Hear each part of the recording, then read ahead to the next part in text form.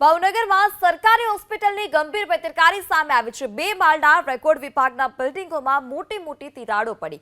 Record વિભાગનું building અન્ય જગ્યાએ શિફ્ટ કરવાને બદલે ત્યાં જ હાલ અત્યારે કાર્યરત છે। આ બિલ્ડિંગ દર્દીઓના સ્વજનો પીએમ રિપોર્ટ લેવા માટે આવતા હોય છે। આ સાથે જ રેકોર્ડ વિભાગમાં મોટી માત્રામાં દવાનો જથ્થો પણ રાખવામાં આવ્યો છે।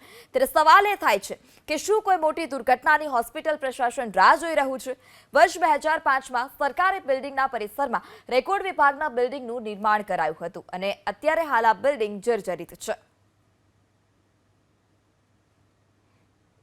તખ્તશ્રી હોસ્પિટલ ભાવનગર ખાતે જે મેડિકલ રેકોર્ડ ડિપાર્ટમેન્ટનું જે બિલ્ડિંગ જે છે એમઆરડી બિલ્ડિંગ, એમાં જે કે બાબત અમારા ધ્યાન પર આવેલ અને ત્યારબાદ પીઆઈને તાકીદ કરેલ કે એનું જે તાત્કાલિક એનું અવલોકન કરી અને જરૂરી કામગીરી હાથ ધરવી।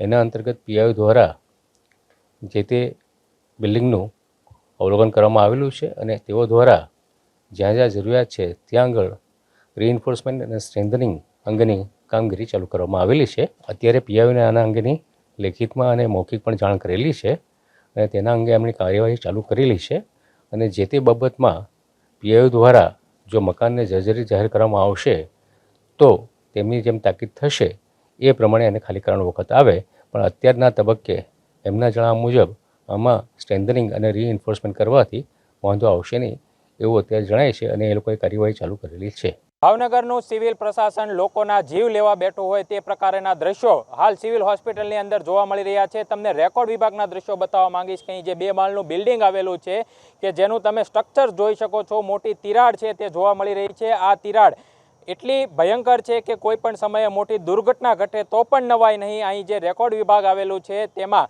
જે દર્દીઓના સગાવાલા હોય છે તે પીએમ રિપોર્ટ માટે આવતા હોય છે, પરંતુ આ જે હોસ્પિટલનું પ્રશાસન છે તે પોતાની જવાબદારીમાંથી છટકી રહ્યું હોય તે પ્રમાણેના હાલ તો દ્રશ્યો જોવા મળી રહ્યા છે। જે પ્રશાસનના સુપ્રિન્ટેન્ડન્ટ જે હોસ્પિટલના છે તેમને પૂછવામાં આવ્યું ત્યારે તેમને સ્પષ્ટ જવાબની અંદર સંકેત આપ્યો કે આ જે સ્ટ્રક્ચરનું જે કામ છે તે પીઆઈયુ વિભાગ સંભાળતું હોય છે, માટે આની જવાબદારી છે તે પીઆઈયુ વિભાગની આવતી હોય છે। પરંતુ જ્યારે પણ આવી જે દુર્ઘટના ઘટે ત્યારે અધિકારીઓ પોતાનો જે કામગીરી હોય છે તેમાંથી છટકી અને અન્ય પર જે કામગીરીનો દોષ છે તે ઢોળતા હોય તે પ્રમાણેના દ્રશ્યો જોવા મળી રહ્યા છે। આ સ્ટ્રક્ચર એટલું બધું ભયંકર હાલતમાં બની ગયું છે કે આમની ઓફિસ છે તે તાકીદે બંધ કરાવવી જોઈએ, પરંતુ જે સિવિલ પ્રશાસન છે તે આ હોસ્પિટલનું જે વિભાગ આવેલા છે તે શરૂ રાખવામાં આવ્યા છે। ન કરે નારાયણને કદાચ કોઈ ઘટના ઘટે તો જવાબદાર કોણ, તે પણ સૌથી મોટો પ્રશ્ન છે। નજીકમાં 2 વિભાગ આવેલા છે, એક ક્ષય વિભાગ આવેલું છે અને ટીબી વિભાગ આવેલું છે કે જ્યાં મોટી સંખ્યામાં દર્દીઓ પણ બેઠા હોય છે, પરંતુ આ જે હોસ્પિટલનું પ્રશાસન છે તે ઘોર લાપરવાહી દાખવી રહ્યું હોય